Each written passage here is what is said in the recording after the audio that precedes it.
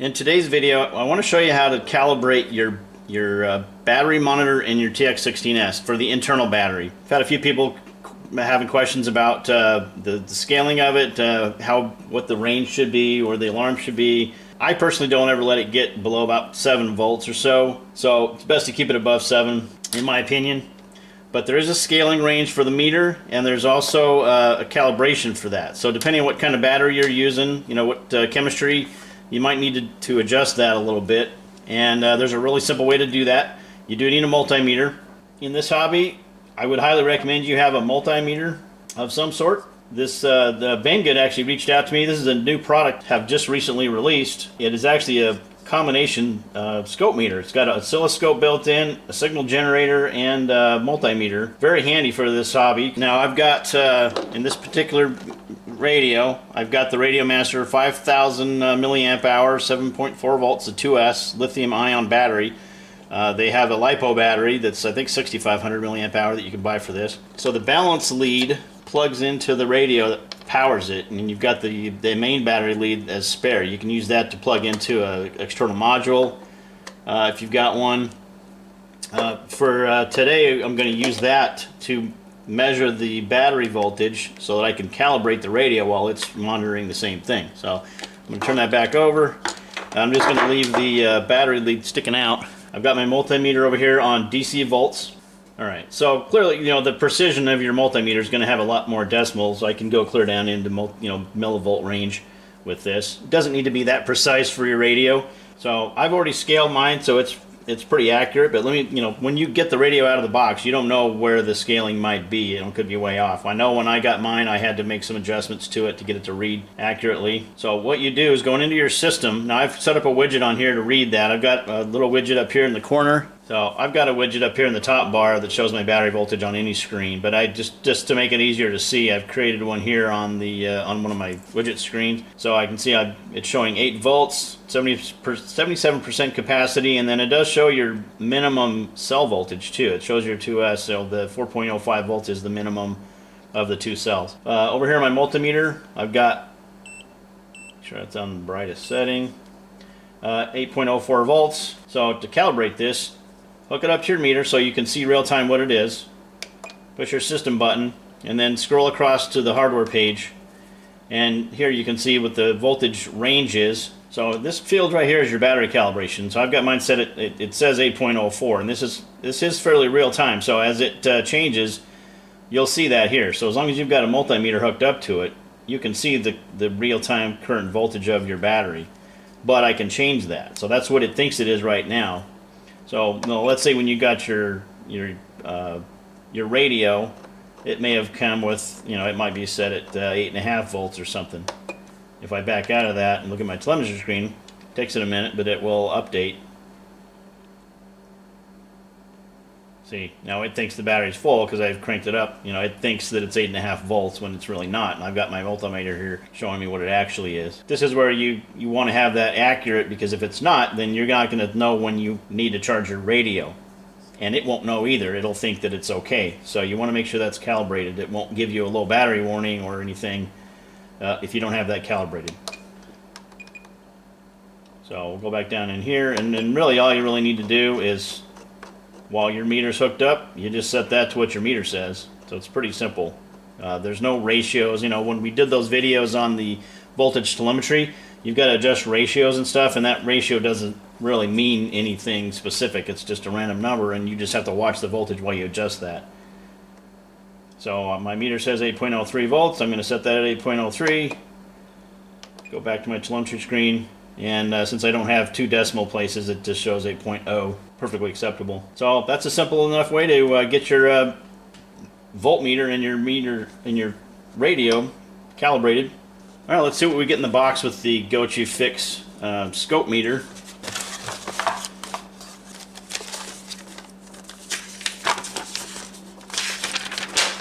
You get a nice quick reference guide to get you started. In my testing so far, it covers about everything you need to know about operating the meter. How to get into the oscilloscope mode, how to get into the signal source mode, and then the multimeter operation. So it's just a nice, really nice quick reference. And then if you want, you've got the full manual here you can read through. And unlike some manuals, this entire manual is actually in English, so it's not, you know, like 2 pages of English and then 4 or 5 other languages. Everything in here is English. It's a pretty extensive manual, 37 pages of information. So you get the typical leads. They're not awesome. You know, they're the you know, plastic, but they're fairly soft. They're not bad. I've seen much worse. The probe tips are pretty sharp, and they have these insulators over them, so no real complaints about that. You get a USB-C charge cable, because one really nice thing about this is it does not use batteries that you have to replace. Got a nice little pouch for it. So charge port here on the side, USB-C. So that's really all you get in the box. Nice pouch, the meter, the leads, and the manuals. Let me give you my initial thoughts on the meter. I like the size. Just for comparison here, I got my Fluke 87V or 87.5, however you want to say it, which is a pretty good size meter. This is a lot nicer size. It's got some mass to it. It's got a rubberized grip here that you can peel off to get to the screws to get the back off. The internal battery is an 18650 battery, kind of like one of these. And it's got a wired plug that you can plug in. The kickstand on it is actually really nice. I've had a lot of these you know, more budget meters that this thing's just really floppy and it'll slide out from under it, or it doesn't keep it propped up enough. This one actually has a detent for 2 different spots that will hold it where you want it.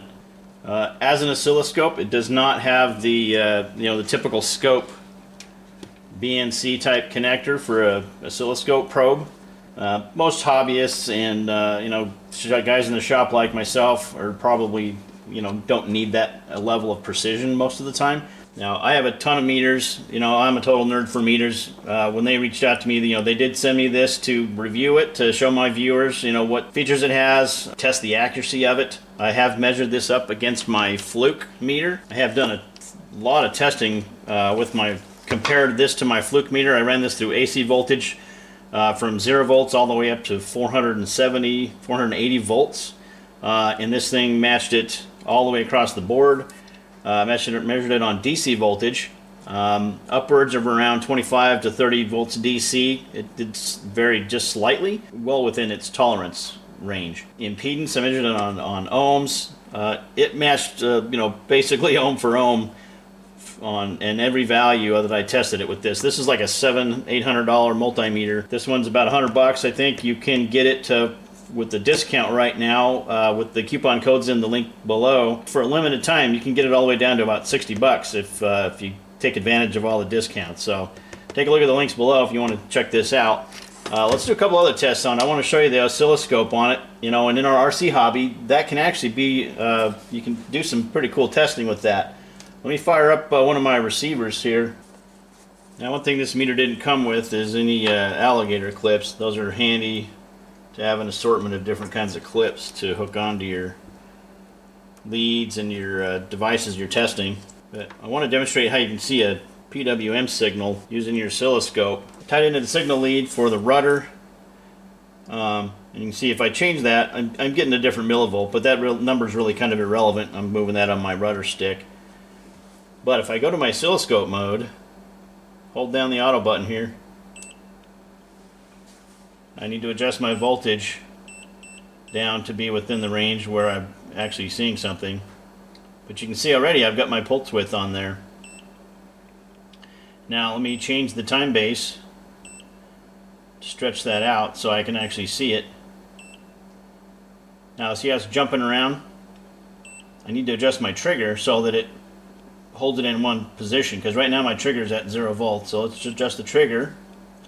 Level here, we can change that.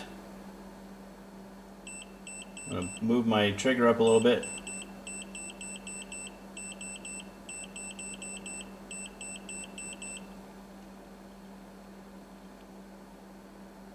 And then I can also change my trigger mode.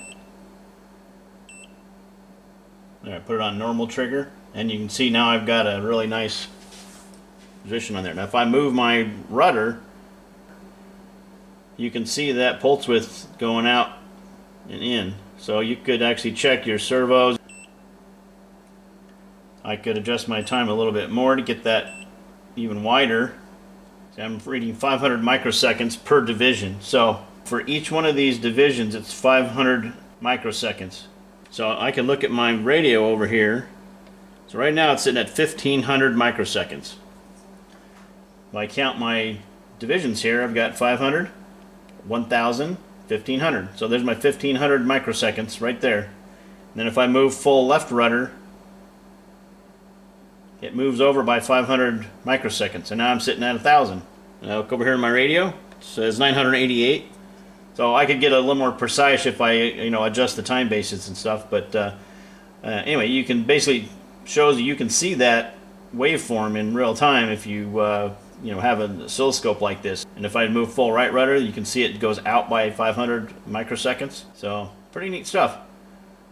I can adjust my voltage level if I want it to get a little higher, hit my volts, turn it up.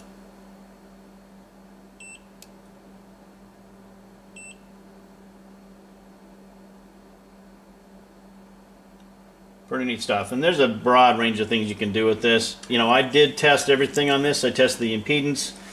I tested AC volts, DC volts, amperage, milliamps. I do a lot of stuff in my industrial for my day job in milliamp testing for my control panels, and it was really accurate for that. It also has a really nice save feature. So if I want to save that waveform, if I just hit this save button, it freezes the frame right there, and then if I hold the button down again, I can select a slot. Right now this is record number 1. This is another one I did. It was just showing a DC voltage of like 5 volts.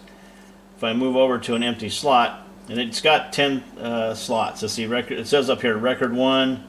If I go backwards, there's record 10. So I've got 10 slots I can record waveforms in.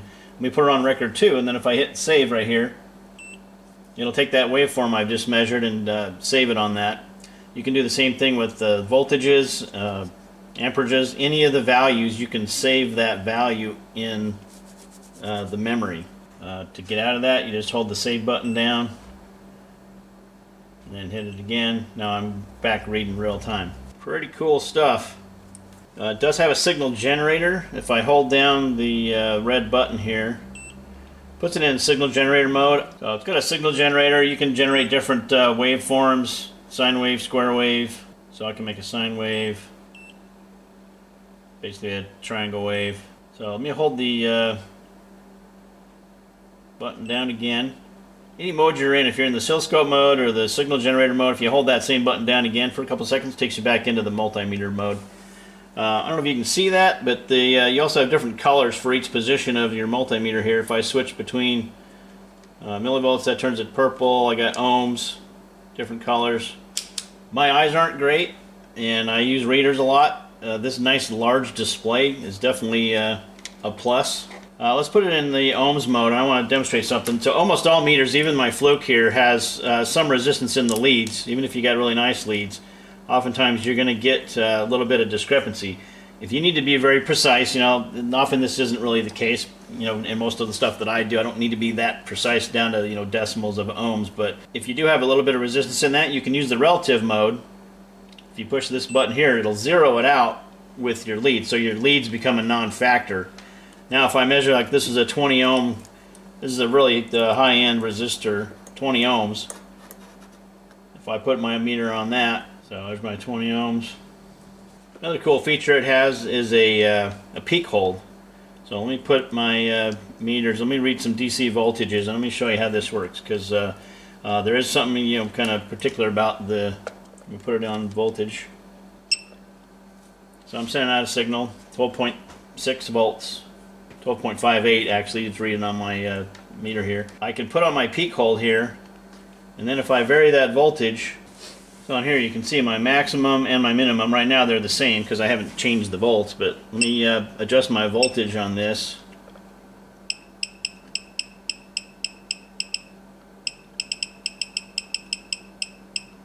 So if you hook this up to something and you want to monitor it over time, you can see the minimum and maximum. So now my minimum down to 10.19 volts, maximum still 12.59, and I can go, you know, up or down from that, of course. And it'll record that. You can reset the values. If I hit reset here, it'll reset those back to whatever's on right now. If I want to stop recording that, it's holding those values. That's kind of like a hold button. It keeps the values where they are right now. If I put run again, then it's going to then start reading those values again. And then I can hit exit. And I can exit out of that. Now I'm just back reading in real time.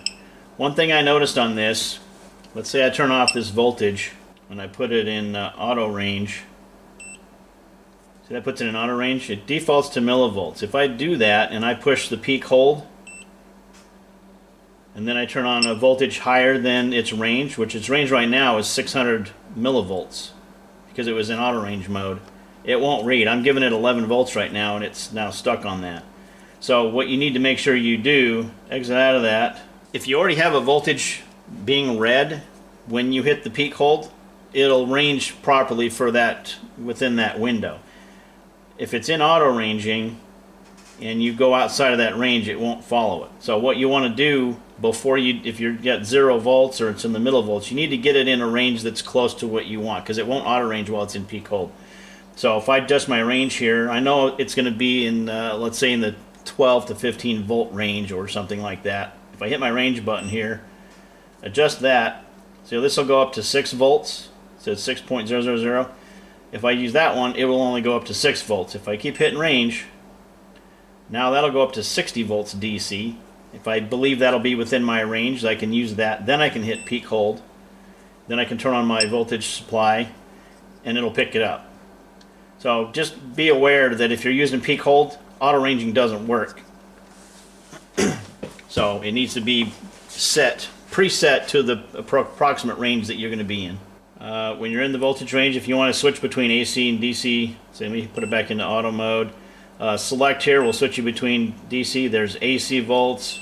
You can read frequency, or you can read frequency in a percentage. So those are fairly typical multimeter things. Of course, read capacitance. Now, in the capacitance mode, it is only auto ranging. You don't have a range select. You can do relative mode if you want to take the capacitance out of the leads. So shorted together, we got 0. But when you don't have them touched, there is some inherent capacitance in the leads. You could hit relative and 0 that out. Takes the leads out as a factor in your measurement of your capacitor. Frequency, got microamps, so this is really low current. So you got microamps, milliamps, and then up to 10 amps. One thing that is a problem, let me demonstrate for you here. On something like my Fluke here, if I'm going to measure voltage, everything's fine in here. I can switch it over to amps, whatever. Let's say I'm measuring amperage on something. This meter will tell you with that beep if you're in an inappropriate, if you've got your leads in an inappropriate port for the measurement that you have it set for. So for example, I've got this on amps right now and I have it set there. If I put it on microamps, it's going to beep at me and it's going to say lead. Because if I hook this up to something that's outside of the range of that, it's going to blow the fuse inside. Same thing, if I switch it over to ohms, millivolts, volts, it's giving me a warning so that I don't damage my meter or blow the fuse, and I'll have to replace it. One of the things this one does not have, if I put this over on the amperage setting and then I put it on volts, there is no warning. So be aware of that. You've got to pay attention to where you put your leads. If you put those in the wrong lead holes and then you set it to voltage, if I put that on amps right now and I try to measure amperage or voltage with that, it's going to blow the fuse. And unfortunately, I'll pop up a picture on the screen of the internal fuses are not easily replaceable. They're soldered in little surface mount components. There's 2 fuses in there. One fuse for the milliamp out and one fuse for the 10 amp out. And if you blow that, you're going to have to pull this apart and desolder that, find that fuse. It's not a typical fuse like your fluke. I can pop that out and it's just pretty standard 10 or 11 amp fuse that goes in those, and it's something you can just buy off the shelf, pop it in there, you're good to go. If you do that to this one, you're going to have some work to do to get that soldered back in. So if I had to make a suggestion, that was the biggest thing, was the soldered in fuses, which I get, they got to keep it small and compact, but if you're going to have that, please, come up with some kind of a little, I don't know how they do it in the other one, but some sort of a little micro switch or contact or something that gives you a beep. Seems like just in software they would be able to figure that out, do some sort of beep in the warning with the little microprocessor in here. Alright, well, that's about it for this episode. Took the opportunity to introduce this Gochifix multimeter they sent me out. They did send me this free of charge to review. They didn't dictate what I could say. They wanted an honest review. They wanted me to let them know what I thought about it. Any problems I had with it. Been a very accurate meter, totally adequate for almost anything that I do. I use meters almost every single day, so I'm going to do a much more thorough test and show you guys that if you want to sit through all that. I just wanted to show a few of the features and how they relate to our RC hobby, what you could probably do with it. If you're going to be in RC, you're going to want your help to have yourself a voltmeter. It's just an invaluable tool. All of our electric planes, everything runs on electricity. You got to have a multimeter. So check the links below. There's discount codes for a limited time. There's a couple of different coupon codes, and they tell me that they can get the cost all the way down to $60. So I'll put all those links below. If you're interested, please take a look at it. Thanks for watching. So if you found it useful, please like and subscribe. Keep an eye out for more videos. I've got a lot of interesting videos coming up. I just got to get more time to get them done. So appreciate you watching, and take care.